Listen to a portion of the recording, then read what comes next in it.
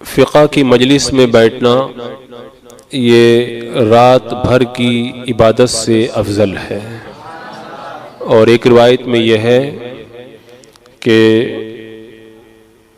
دین کا ایک مسئلہ سیکھ لینا یہ 60 سال کی عبادت سے بہتر ہے۔ سننے میں تو یہ بات کچھ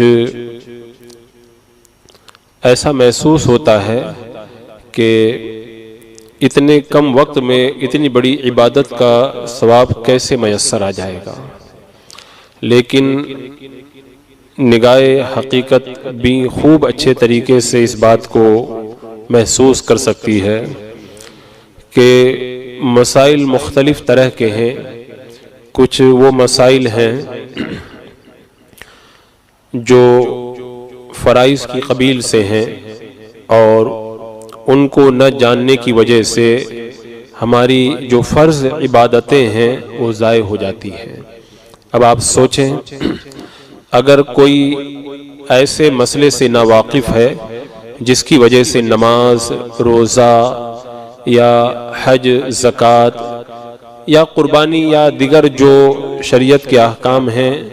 جو ہمارے اوپر فرائض و واجبات ہیں وہ ادا ہی نہیں ہو پاتے، تو بندہ ساری زندگی نماز پڑھتا رہے، روزہ رکھتا رہے، زکوٰۃ دیتا رہے،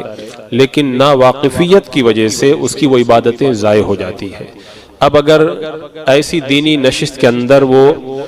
2 منٹ کے لیے بیٹھ گیا اور اس کو اسی مسئلے کی معلومات حاصل ہو گئی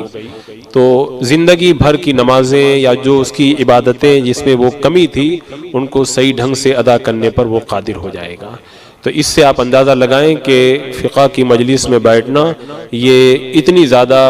عبادت کا ثواب اپنے دامن کے اندر کیوں رکھتا ہے۔ اور اس کے علاوہ کچھ وہ چیزیں ہیں جن کی معلومات نہ ہونے کی وجہ سے نماز مکروہ تحریمی ہو جاتی ہے، یا دیگر عبادتوں کے اندر ایسا ہی فرق پڑ جاتا ہے اور ایسی محفل میں آپ بیٹھ گئے، وہ مسئلہ آپ کو معلوم ہو گیا تو آپ کی عبادت صحیح ڈھنگ سے ادا ہو جائے گی۔ یہ تو میں مسائل کی بات کر رہا ہوں، اور اگر معاذ اللہ رب العالمین اگر وہ مسئلہ ایسا ہے جس کا تعلق عقیدے سے ہے اور اس کے اندر اگر کوتاہی ہو رہی ہے تو یہ بندے کے ایمان کو غارت کرنے والی چیز ہوگی، اور بندہ ایسی محفل میں بیٹھ کر کے جب اس مسئلے سے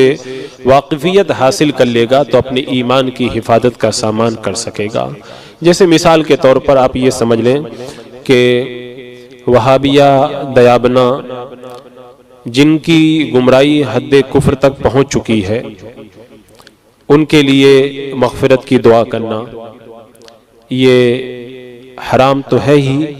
اور بعض حالات میں یہ کفر بھی ہوتا ہے۔ تو اگر اس طرح کے مسائل سے واقفیت حاصل نہ ہو اور آپ ایسی محفلوں میں بیٹھ گئے اور صحیح مسئلہ آپ کو معلوم ہو گیا تو آپ حرام کے ارتکاب سے بچ جائیں گے یا اپنے ایمان کی حفاظت کا سامان کر سکیں گے۔